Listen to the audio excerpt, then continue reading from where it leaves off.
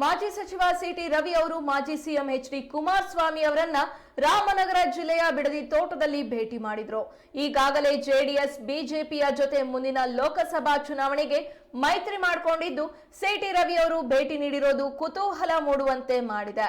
ಇತ್ತೀಚೆಗೆ ಚಿಕ್ಕಮಗಳೂರು ಉಡುಪಿ ಲೋಕಸಭಾ ಕ್ಷೇತ್ರದಿಂದ ಸಿಟಿ ರವಿ ಸ್ಪರ್ಧಿಸುತ್ತಾರೆ ಅನ್ನೋ ಮಾತುಗಳು ಕೇಳಿ ಬಂದಿದ್ವು.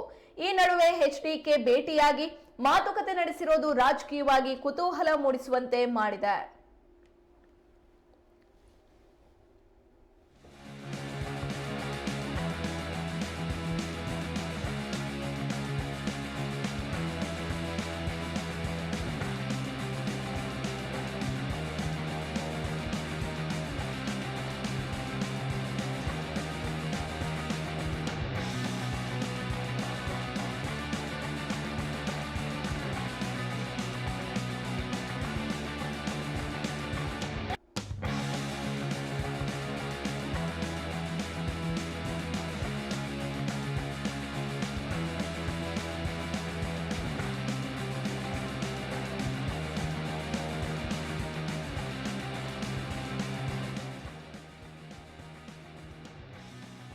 ಎರಡ್ 2024ರ ಲೋಕಸಭಾ ಚುನಾವಣೆ ಬಾರಿ ಕುತೂಹಲವನ್ನ ಕೆರಳಿಸ್ತಾ ಇದೆ.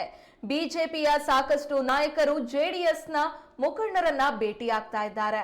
ಅದೇ ರೀತಿ ಸಚಿವ ಸಿಟಿ ರವಿ ಅವರು ಮಾಜಿ ಸಿಎಂ ಎಚ್ ಡಿ ಕುಮಾರಸ್ವಾಮಿ ಅವರನ್ನ ರಾಮನಗರ ಜಿಲ್ಲೆಯ ಬಿಡದಿ ತೋಟದಲ್ಲಿ ಈಗ ಭೇಟಿಯಾಗಿದ್ದಾರೆ.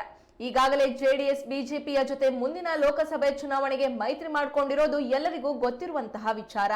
ಈ ಹಿನ್ನೆಲೆಯಲ್ಲಿ ಸಿಟಿ ರವಿ ಅವರು ಭೇಟಿ ನೀಡಿರೋದು ಕುತೂಹಲ ಮೂಡುವಂತೆ ಮಾಡಿದೆ.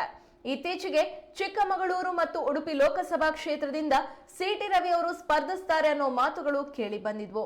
ಈ ನಡುವೆ ಎಚ್ಡಿಕೆ ಭೇಟಿಯಾಗಿ ಮಾತುಕತೆ ನಡೆಸಿರೋದು ರಾಜಕೀಯವಾಗಿ ಭಾರಿ ಕುತೂಹಲವನ್ನ ಮೂಡಿಸುವಂತೆ ಮಾಡಿದೆ.